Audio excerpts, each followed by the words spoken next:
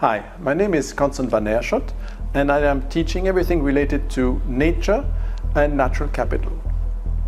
I've been in sustainability for over 20 years now, and I feel that it is very important that now nature is brought to companies, people and governments much closer than before. The reason is that we have expanded our impact on nature so much that nature is no longer free and unlimited as before. The loss of biodiversity will have a profound effect on everything we do and on business. The reason why I'm saying this is that everything comes from nature. 100% of the world economic activity depends and impacts nature, and half of the output comes directly from natural capital. By destroying natural capital, we destroy the economy. So that's why it's very important now to understand how we can adapt our ways of production, our ways of life, to make sure that the impact on nature is limited. So what is nature? Nature is everything that's around us. It's land, fresh water, oceans, and atmosphere. And we extract everything from nature and we transform. We transform natural capital into manufactured capital. That's all we do. If you think about oil and gas, it is a natural capital. Trees, water, land, clean air, everything is natural capital. Natural capital actually provides, the definition of natural capital is the flow of goods and services that benefits us. You have to see it as nature as a service provider to our society. Service providers, they need to replenish their stock. Our impact on the capacity of nature to replenish itself is diminishing. Our supplier, nature, cannot replenish its stock because of our impact on ecosystem services. That's why it is becoming more and more urgent for us to revisit how we do business and how we live our lives. So one example I would like to bring are, for example, pollinators. Most fruits and vegetables depend on pollination from bees and other insects. Because of the pollution that we produce, the pollinator stock is diminishing. There is less bees, for example. If you have fewer bees around, if you have a plantation of some sort, apples, almond, whatever, then your yield per hectare is diminished. So the pollution from one industry destroys the stock of pollinators, impacts my business of producing almonds or apples. So what is the cost I have to bear if I'm a producer? I have to rent or buy bees to make sure I still have the yield my investors expect. This is a real cost to my business.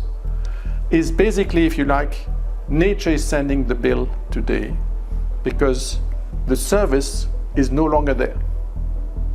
And this cost is a real cost to my company.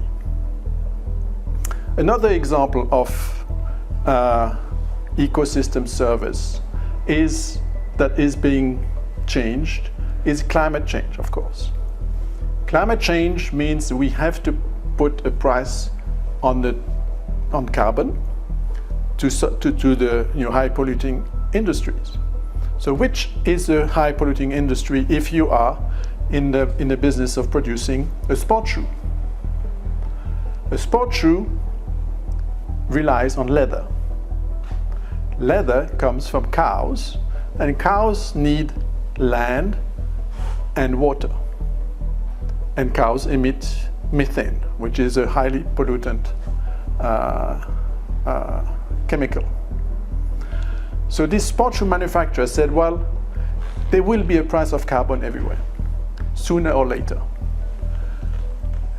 So he looked at their supply chain. They said, where am I buying my leather from? And they realized they buy leather from Australia and Brazil. And they said, well, their tier 4 supplier will be hit by the new price of carbon in those countries. What will they do with the increase in cost? They will pass it on to us. What will the impact be on my profit if a price of carbon in Australia and Brazil kicks in? And then they've done the calculation. They have traced the quantities, the origin and everything, and they realized that their profit margin will be reduced by a factor of 4. Instead of 200 million, the profit will go down to 50 million. They said, well, what can we do?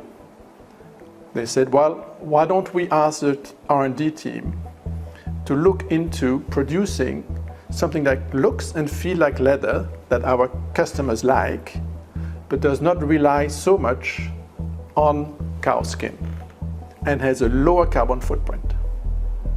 So that's what they did. They created a competitive advantage for them and a resilience to make sure that they don't rely on cow skin for their products. And it takes time to develop those type of alternative materials.